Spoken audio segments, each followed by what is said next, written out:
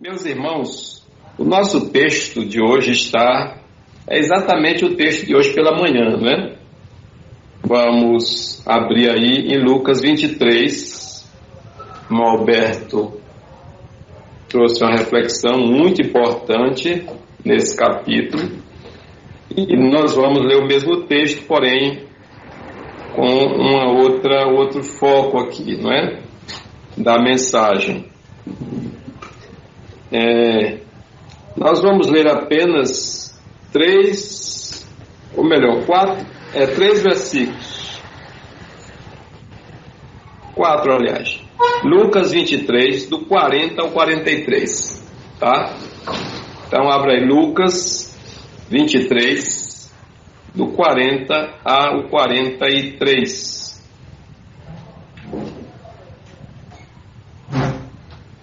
Vamos lá. Mas o outro criminoso o repreendeu, afirmando: nem ao menos temes a Deus, estando sob a mesma condenação ou a mesma sentença? Nós, na verdade, estamos sendo executados com justiça, pois que recebemos a pena que nossos atos merecem. Porém, este homem não cometeu mal algum. Então, dirigindo-se a Jesus, rogou-lhe, dizendo... Mas o outro criminoso repreendeu, afirmando: nem ao menos temes a Deus, estando sob a mesma sentença? Nós, na verdade, estamos sendo executados com justiça, pois que recebemos a pena que nossos atos merecem. Porém, este homem não cometeu mal algum. Então, dirigindo-se a Jesus, rogou-lhe: Jesus, lembra-te de mim quando entrares no teu reino. E Jesus lhe assegurou: com toda certeza te garanto, hoje mesmo estarás comigo no paraíso. Aleluia. Graças te damos, ó Pai, por tua palavra, por teu amor, ó Deus, expresso, Pai, aqui nesse texto, é o teu amor e a tua misericórdia que nos alcançou e nos alcança, e nós te louvamos por isso. Aceita a nossa gratidão e o nosso louvor em nome de Jesus, e fala aos nossos corações, Pai, ainda nessa noite, pela tua palavra. Amém. Existem várias linhas, a respeito do que acontece com o ser humano depois da morte. Então, algumas interpretações errôneas na Bíblia, outras completamente descontextualizadas, fora da palavra. Alguns asseguram que os mortos reencarnarão, e passarão por aquele processo de sucessivas reencarnações, um processo de aperfeiçoamento, nenhuma base bíblica para isso. Outros afirmam que depois da morte vem o purgatório, uma espécie de punição, até que essas pessoas também sejam purificadas. Também não existe base bíblica nenhuma, em nenhum lugar da Bíblia vai aparecer isso. Outros afirmam que a morte é o fim, não é? E alguns grupos, dentro do próprio contexto do cristianismo, advogam que a pessoa, depois que parte desse mundo, ela fica inconsciente até a ressurreição. É o chamado sono da alma, né? Ou a inconsciência.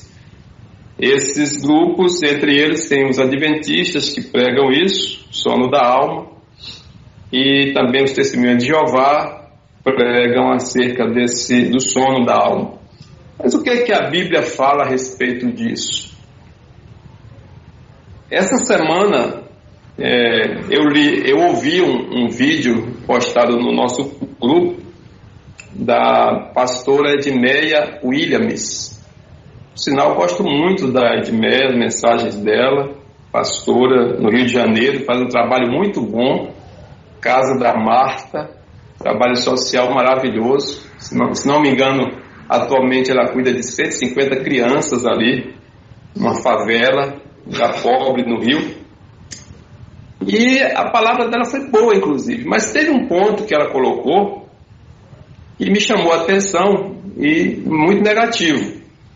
Ela falou sobre a questão da morte, que nós não devemos temer a morte, falando sobre a questão do coronavírus, e que as pessoas têm esse medo da morte muito grande, mas nós não devemos ter medo da morte, porque ressuscitaremos.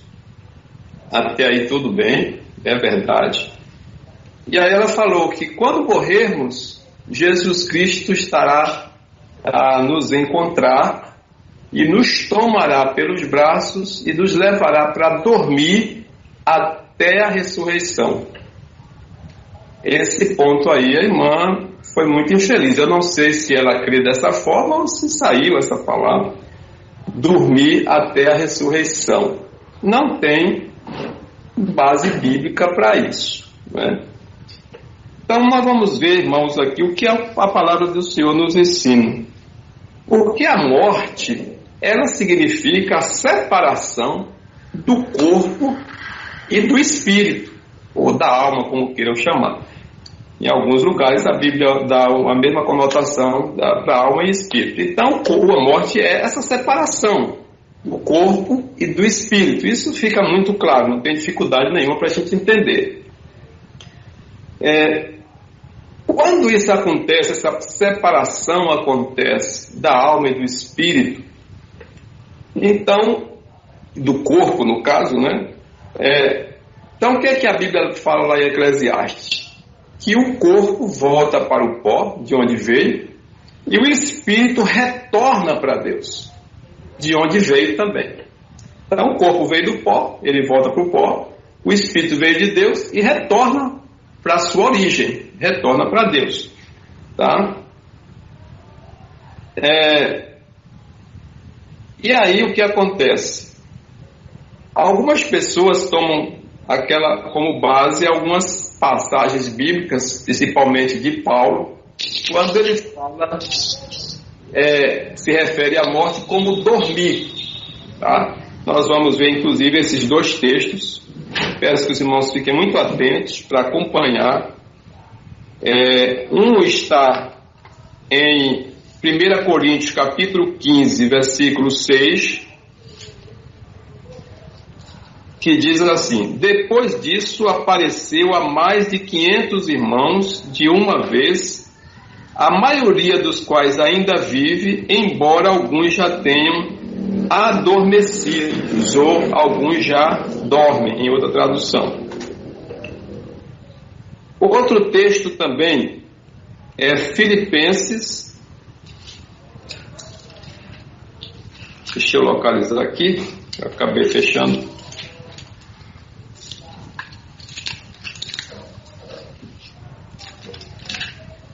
Filipenses capítulo 1, versículo 23,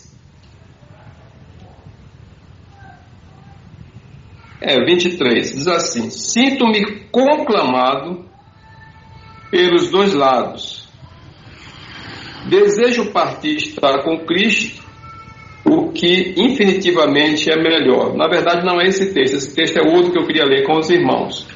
O texto que eu quero ler agora não é esse. Tessalonicenses, desculpem, mas vamos lá. Sobre dormir, né? Tessalonicenses 4, 1 Tessalonicenses 4, versos 13 e 14. Diz assim: não desejamos, no entanto, irmãos, que sejais ignorantes em relação aos que dormem no Senhor, para que não vos entristeçais como os outros que não possuem esperança. aqui ele fala, não possuem a esperança da ressurreição. Porquanto, se cremos que Jesus morreu e ressuscitou, da mesma maneira devemos crer que Deus, por intermédio de Jesus, trará juntamente com ele aos que nele faleceram, em algumas traduções, os que nele dormem.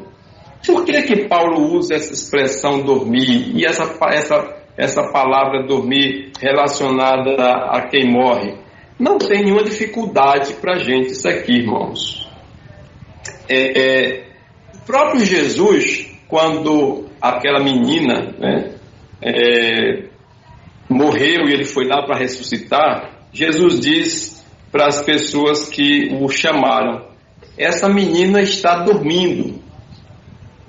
Ela não está morta, ela dorme. A mesma coisa quando Jesus foi ressuscitar Lázaro, Jesus considerou que Lázaro estava dormindo. Quando ele chegou e Marta foi encontrar com ele, e Marta chorando, Jesus disse para Marta, teu irmão há de ressuscitar. É como se ele dissesse assim, não fica preocupada, por que esse pânico? Ele vai ressuscitar. Pode ser que Jesus estivesse se referindo à ressurreição, ali ele iria lá e ressuscitar, ou no final, no dia da ressurreição, porque Lázaro morreu. Jesus ressuscitou Lázaro, depois Lázaro morreu novamente, e aí está aguardando a ressurreição, como todos aqueles que já partiram aguardam a ressurreição. Então, dormir, meus irmãos, é só você pensar, quando você olha para uma pessoa que está sem os sinais vitais, o que acontece? Ela está o quê? Dormindo. No interior, inclusive, as pessoas dizem assim, olha, quando eu fechar os olhos, vai acontecer isso. Quando eu fechar os olhos, se referem à morte como fechar os olhos. Então, dormir aqui tem esse sentido, a pessoa está dormindo. Considerando que haverá ressurreição, é o que nós cremos, então, assim como você, quando vai dormir à noite ou qualquer horário, e sabe que daqui a pouco você vai acordar, aqueles também que partiram, eles estão aguardando de um tempo aí para no dia da ressurreição ressuscitarem. Então é como se estivessem dormindo, aguardando o dia de acordar. Então, ou seja, fisicamente falando, as pessoas estão realmente dormindo. O corpo delas está dormindo. Então não há nenhuma dificuldade com isso. Quando se parte dessa vida, o corpo, o físico, ele dorme provisoriamente até o dia da ressurreição. Porque, como nós falamos, a morte é a separação do corpo e da alma, né? Então, quando Paulo fala sobre os que dormem, ele está falando justamente daqueles que dormem fisicamente. Não está dizendo que o espírito dessa pessoa está dormindo, porque há uma diferença, irmãos, e a gente precisa entender isso é importante.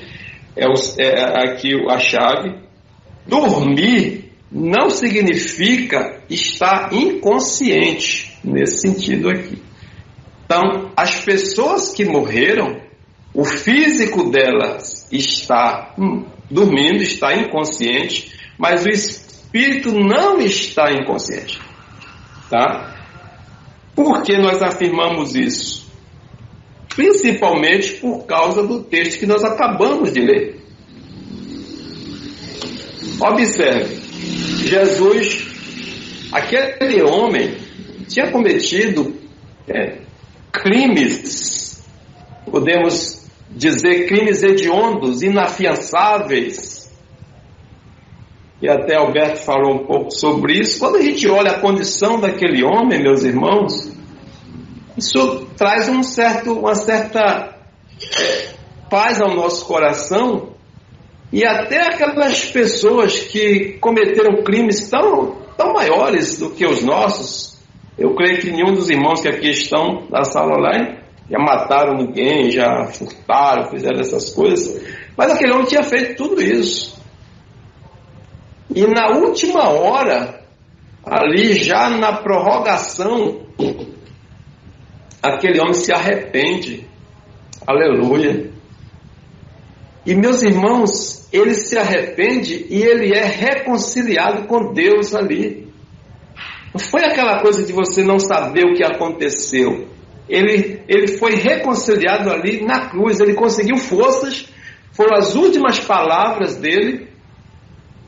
Ele olhar para Jesus e: Senhor, lembra-te de mim. Glória a Deus por isso. E Jesus, meus irmãos, vê o coração daquele homem. Jesus não olha para a aparência dele apenas. Jesus vê o que está no coração. De onde vieram aquelas palavras de reconciliação. Aquelas palavras de arrependimento.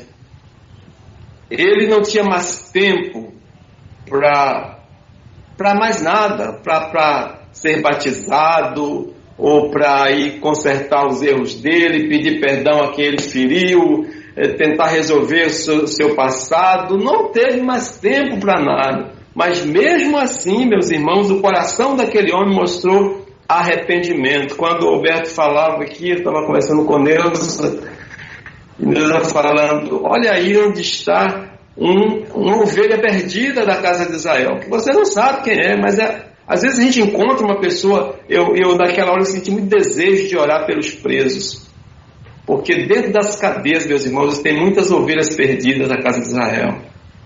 E tem muitos filhos da paz lá que precisam ser alcançados. Porque aquele homem, ele também foi preso. E certamente ele não ouviu o evangelho lá na prisão. Ele ouviu o evangelho quando já estava sendo executado. Quer dizer, não é que ele ouviu, ele viu o evangelho, ele viu Cristo. Cristo é o evangelho. Ele viu Cristo. Aleluia, glória a Deus. E aí, meus irmãos, entra um ponto importante, um ponto-chave. Jesus diz para ele: hoje mesmo estarás comigo no paraíso.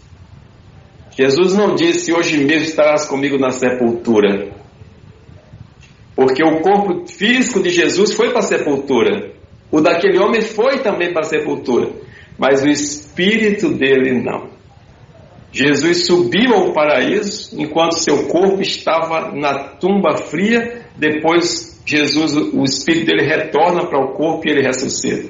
É o que vai acontecer com você que crê nele, porque é o que a Bíblia diz. Tá certo? Então Jesus disse para ele: hoje mesmo estarás comigo no paraíso. Ou seja, aquele homem foi para o paraíso e foi imediatamente.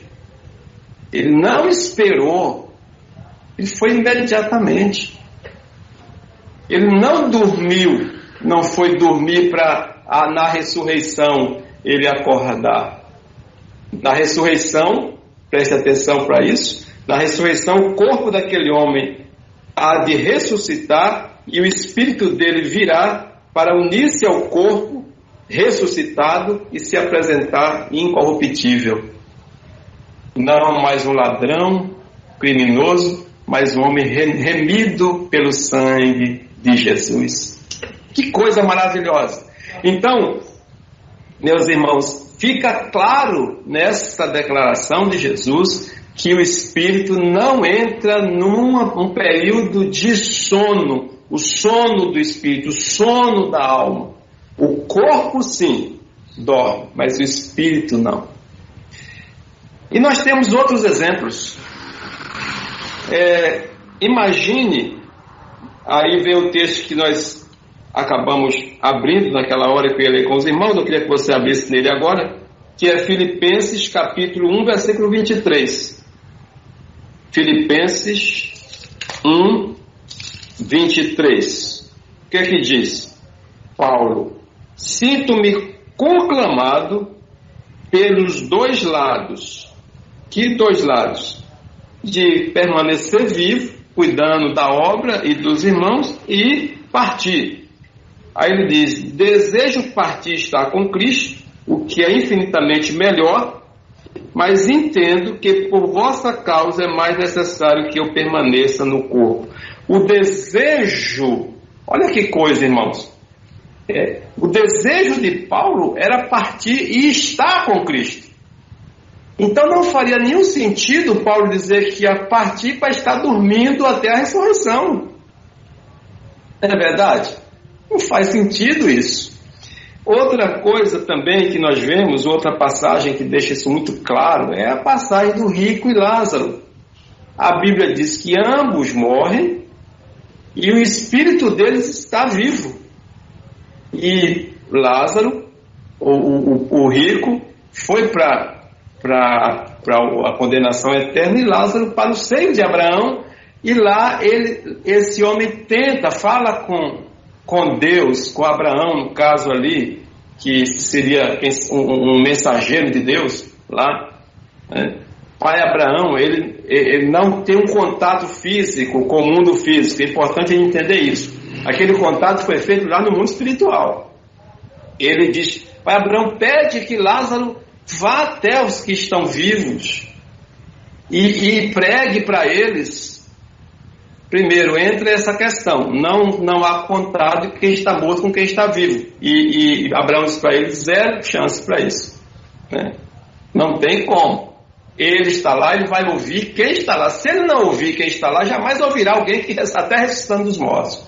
Então não tem como. Mas ali é uma prova de que o espírito não está inerte, não está inconsciente. Ele tinha consciência dos problemas que os seus irmãos enfrentariam, aquele homem condenado. E ele pede para que os meus irmãos não venham para o mesmo lugar que eu estou. Então estava consciente. E Lázaro no seio de Abraão. Aí você pode perguntar, falar assim, pastor, mas é uma parábola. Só que uma parábola está dando um ensinamento. Parábola não é um fato. Ali Jesus usa uma figura, mas para dar um ensinamento. E que ensinamento é? Esse ensinamento de que as pessoas mortas, elas estão conscientes com Deus. Né? Então não faria sentido essa parábola se os mortos estivessem dormindo.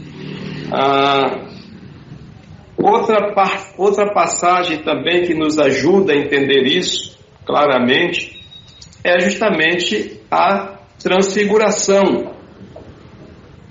A transfiguração de Cristo, quando Jesus sobe ao monte, os irmãos conhecem a passagem, está lá em Mateus, capítulo, se não me engano, capítulo 17,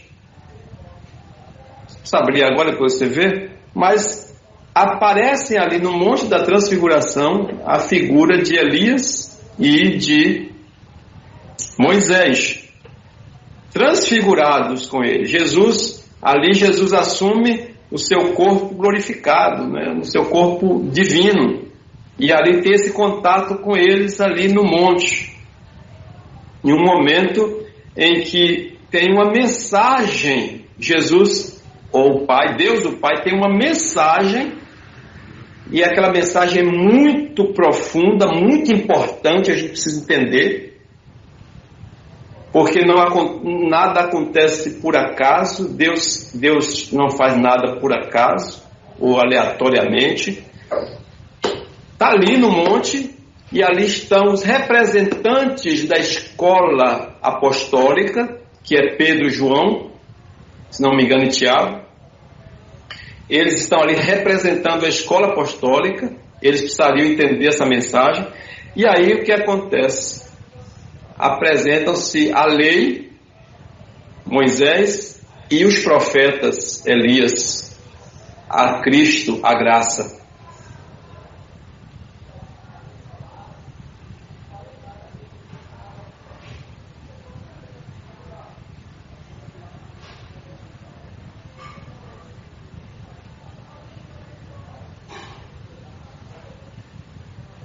Tá ruim hoje, hein? Caiu novamente. Irmãos, estão me ouvindo? Voltei? Pronto. Então vamos voltar para o Monte da Transfiguração. Jesus está no monte e aparece ali a lei, Moisés, e os profetas, Elias. E quando os apóstolos veem aquela cena ali, eles ficam meio que sem saber o que fazer, o que falar. E aí Pedro sugere que se faça uma tenda para Elias, outra para Moisés, e que eles fiquem ali.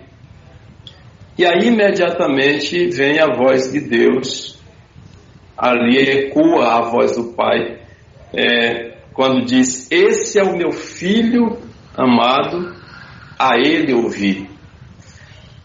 Você sabe que Deus estava falando para os apóstolos e para todos nós? Não é mais Elias, os profetas, e nem é mais Moisés, a lei. É meu filho, Cristo. É a graça, a dispensação, não mais da lei e nem dos profetas, porque Cristo trouxe a graça a ele, cumpre a lei, ele é o verdadeiro sacerdote, o verdadeiro profeta, e nos dispensa a graça. Então, aquele momento ali estava dizendo, a leitura correta é que não existia mais nem a lei nem os profetas, agora é Cristo, a centralidade de Cristo. Então ali também, aí você vai observar, trazendo para o nosso assunto, que Elias não estava dormindo e que Moisés também não estava ou não está dormindo, assim como todos aqueles que nele morrem ou não, ou seja, nem aqueles que morrem sem Cristo estarão dormindo e nem aqueles que morrem com Cristo estarão dormindo. Os seus corpos sim, mas o seu espírito não. E aí entra também a questão, muitas pessoas perguntam, e aí como é que vai ser se a pessoa já está no paraíso e ela vai precisar ser julgada no dia do juízo, que a Bíblia fala do julgamento. É claro que serão apresentados a Deus, no caso a Cristo, como juiz, todas as pessoas no grande dia, todas elas. E está claro isso em Lucas capítulo, ou melhor, em Mateus capítulo 25.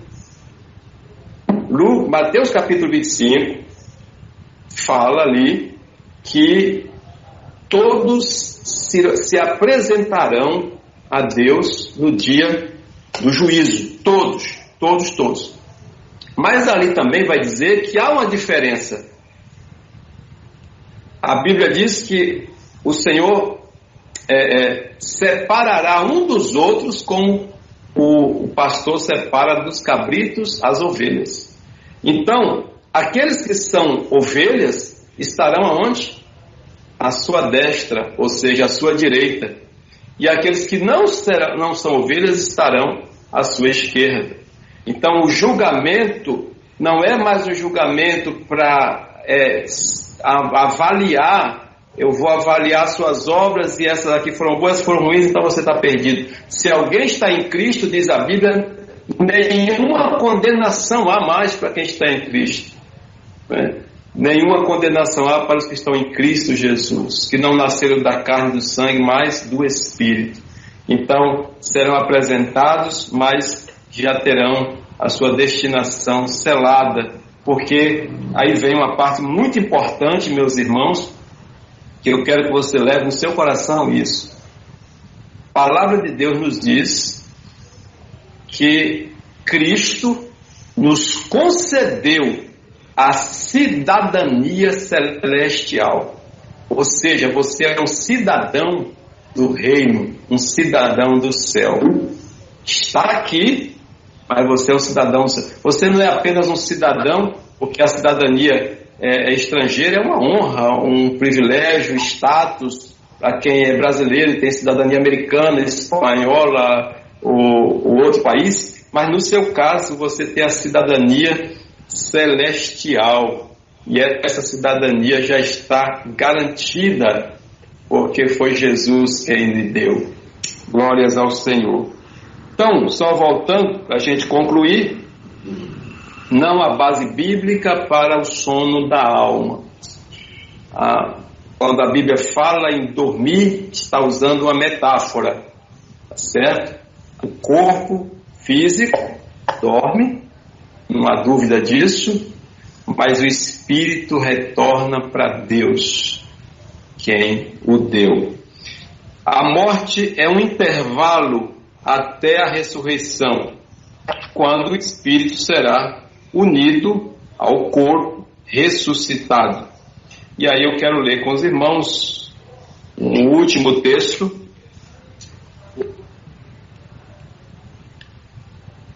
1 Tessalonicenses 4, 16 a 18. Vamos lá.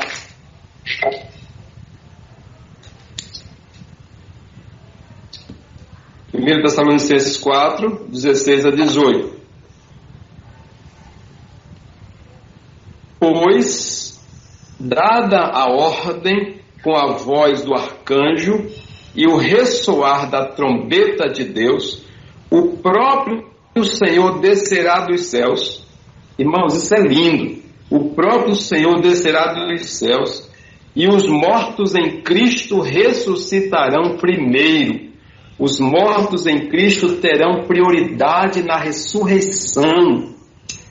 Verso 17. Logo em seguida, nós, os que estivermos vivos sobre a terra, seremos arrebatados com Ele nas nuvens para o encontro com o Senhor nos ares, e assim estaremos com Cristo para sempre. Eu falei que a morte é o intervalo entre essa vida e a ressurreição, mas aqui, depois da ressurreição, é que realmente começa a eternidade. Aleluia! Começa aqui. E aí ele fala no versículo 18: consolai-vos, portanto, uns aos outros com estas palavras. Glória a Deus. Consolai-vos uns aos outros com estas palavras. Que palavras são, meus irmãos? Que nós ressuscitaremos, o nosso espírito volta para encontrar com o corpo glorificado, e aí entraremos para a eternidade com o Pai. Aleluia! Glória a Deus! E eu me lembro muito quando estou falando sobre esse assunto da questão lá do nosso irmão diácono Estevão. Estevão, meus irmãos, pagou com a sua própria vida o testemunho, fidelidade ao Senhor, foi o primeiro mártir da igreja. A gente fala dos pais da igreja, ele foi o primeiro mártir. Mas o que acontece? Aquele homem não abriu mão da sua fé, da sua confiança em Cristo. Ele foi levado ao tribunal, foi julgado, condenado e apedrejado. Mas a Bíblia diz que quando ele estava sendo apedrejado, ele olha para o céu e ele tem uma visão. Ele vê o céu aberto e Jesus aguardando a sua chegada. Glórias ao Senhor.